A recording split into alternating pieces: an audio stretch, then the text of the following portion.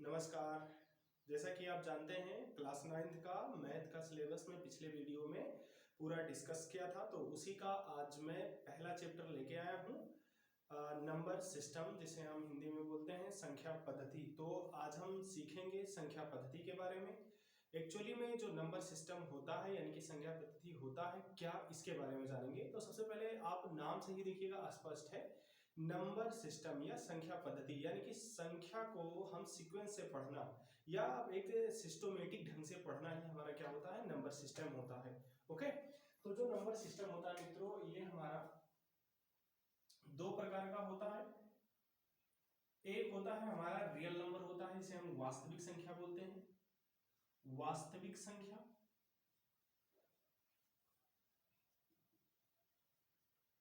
और एक जो हमारा होता है वो होता है काल्पनिक संख्या।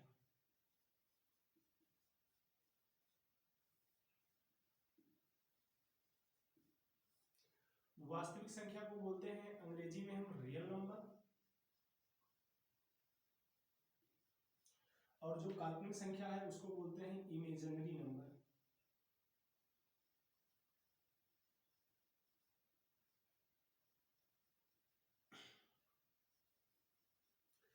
वास्तविक संख्या क्या होती है? वह संख्या जिसे हम संख्या रेखा पर प्रदर्शित कर सकें।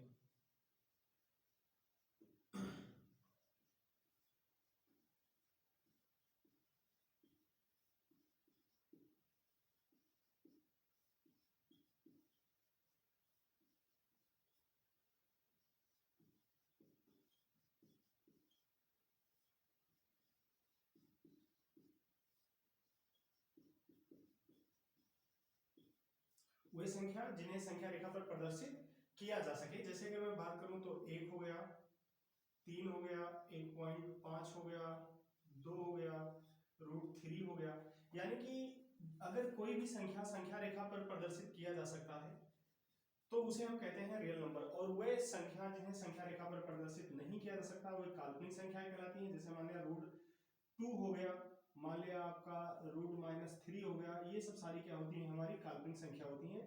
तो मित्रों, हमको जो इस अध्याय में पढ़ना है वो काल्पनिक संख्या के बारे में नहीं पढ़ना है। एक्चुअली में काल्पनिक संख्या होती नहीं है, ये कल्पनाओं में होती है, और जो रियल नंबर होता है वो होता है, तो हम रियल नंबर के बारे में ही पढ़ेंगे। ओके, तो आपको समझ में आया होगा बहुत अच्छे से ये वाला।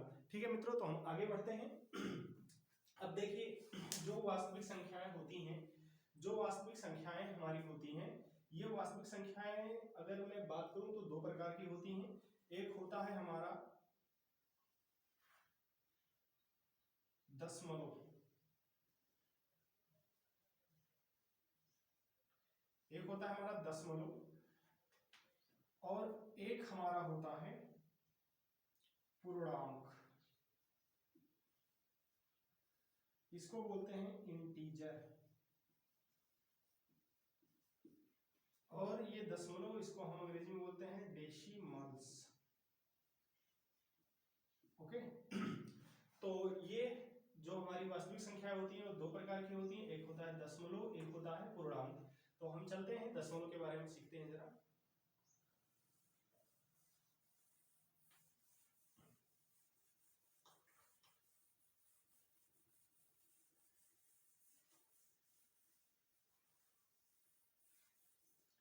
देखिए मित्रों, दशमलव क्या होते हैं? तो दशमलव जो होते हैं ना, ये तीन टाइप से होते हैं। जो दशमलव होते हैं हमारे, दशमलव ये तीन टाइप से होते हैं दशमलव हमारे। एक होता है हमारा टर्मिनेटिंग डेसिमल्स, जिसको हम बोलते हैं शांत दशमलव, शांत दशमलव। और एक होता है नॉन टर्मिनेटिंग डेसिमल, जिसको बोलते हैं अशांत दशमलव। और एक हमारा होता है यानी कि अशांत अनावर्ती दशमलव, अशांत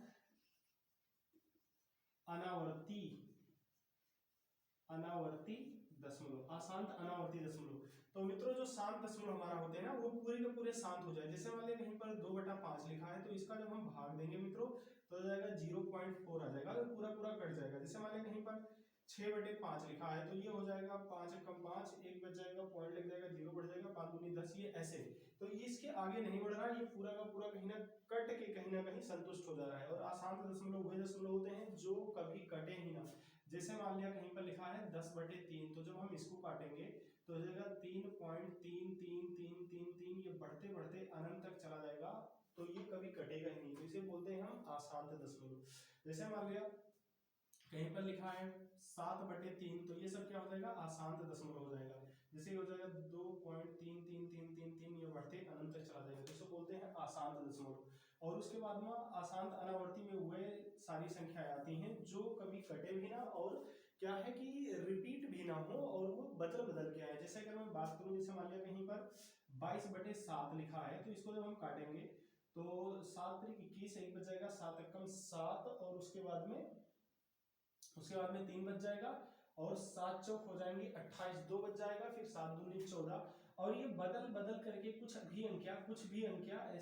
भी अंक जो है ये ऐसे आते रहेंगे, और ये कभी कटेंगे ही नहीं, तो इसको हम बोलते हैं अशांत अनावर्ती।